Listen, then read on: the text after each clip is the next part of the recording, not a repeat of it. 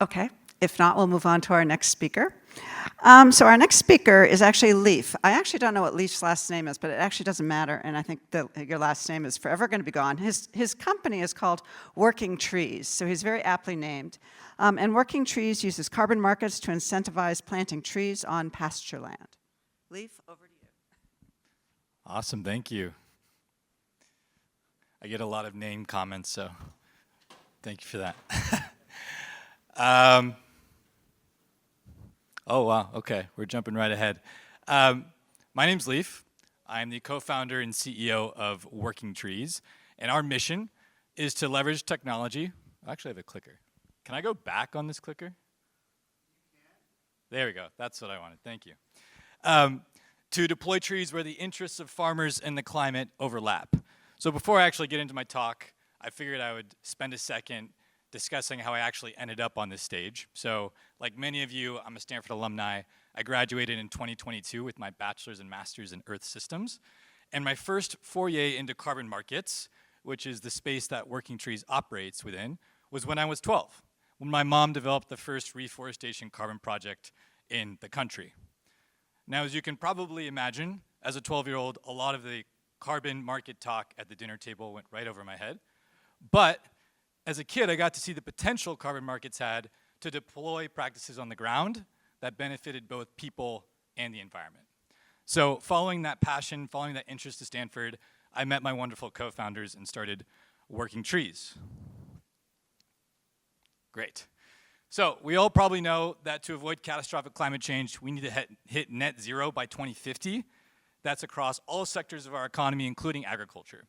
But what many people don't realize is at the same time, we need to increase global food production by over 50% to meet the food consumption demands of our growing population. That's hard, especially considering we don't have any more land left to grow food without cutting down all the forests, which obviously we probably can't do to hit our decarbonization goals.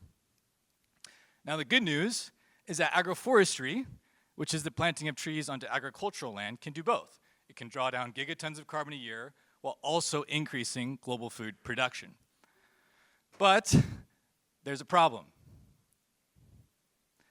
It costs money, and farmers don't have access to this cash. So the carbon market represents an interesting opportunity to scale agroforestry. If you don't know what a carbon market is, it's basically when a corporation will pay someone else to remove their emissions from the atmosphere. So in this example, they'll pay a farmer to plant trees, and in return, the corporation receives a carbon credit, which represents 1 ton of carbon removed from the atmosphere. So when carbon credit buyers buy carbon credits, there's 2 main criteria. One is affordability, and one is high quality. Agroforestry meets both of these needs. Trees are relatively cheap as a carbon removal solution, and then in terms of quality, quality is a bit of a moving target, depends on who you're talking to in the market. But not only does agroforestry remove carbon, it also has other co-benefits to the people and the environment, which corporations can speak to when communicating their climate actions to their stakeholders. On the farmer side, their needs are mostly financial. They're subject to boom and bust cycles of commodity markets, and so agroforestry represents an opportunity to diversify and maximize their revenue. So, Working Trees, we've assembled a solution that makes it very easy for farmers to adopt agroforestry. You can see we're already operating with 13 farms in the US and Brazil. We offer farmers cash to deploy trees via carbon financing. We offer them technical support, basically advice as to what trees works best for them in their farm and their production goals. And then we also don't have a minimum size requirement for farmers to enroll trees into our carbon program. Now this is very important because traditionally, any tree planting carbon project less than around 1,000 acres could not participate in carbon markets because of the fixed cost of monitoring, reporting, and verification. This is also known as MRV. So MRV is a crucial step in actually verifying the carbon credit you're buying is having a climate impact. If you follow the carbon market at all, you've seen probably many hit pieces on some problematic projects, which I won't really get into at this point. But traditionally, MRV and tree planting carbon projects consisted of sending specialized crews of foresters into remote locations to mainly measure trees, and that process is very expensive. And the end result meant that a lot of these smaller planting projects didn't even make any money after the monitoring costs. So what we've done is we've built our own MRV tech that rips the costs out of monitoring and enables any smallholder farmer to enroll their agroforestry planting into our carbon program. What is our technology? It's a mobile app that works on any mobile device that enables our farmers themselves to collect the data we need in an accurate and auditable way to quantify their climate impact. So we basically tell our farmers what trees to measure and when. We take that data, we aggregate it, we synthesize it, and then we make that data publicly accessible on our dashboard to stakeholders that want tree level visibility into the climate impact of their carbon project. We already have a lot of exciting traction. This is all bootstrapped. We have 1.3 million in contracts.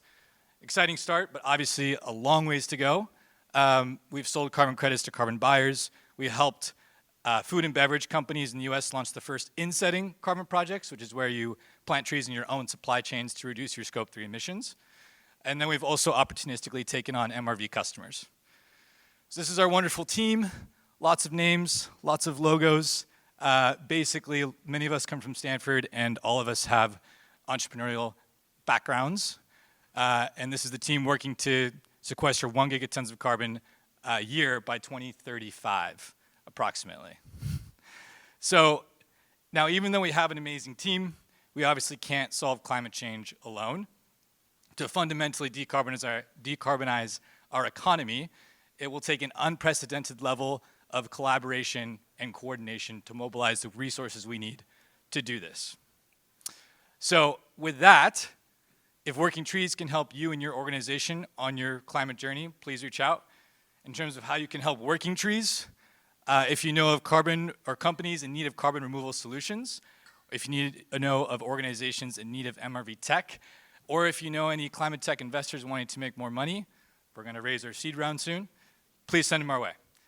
And that's all I have to say. Thank you.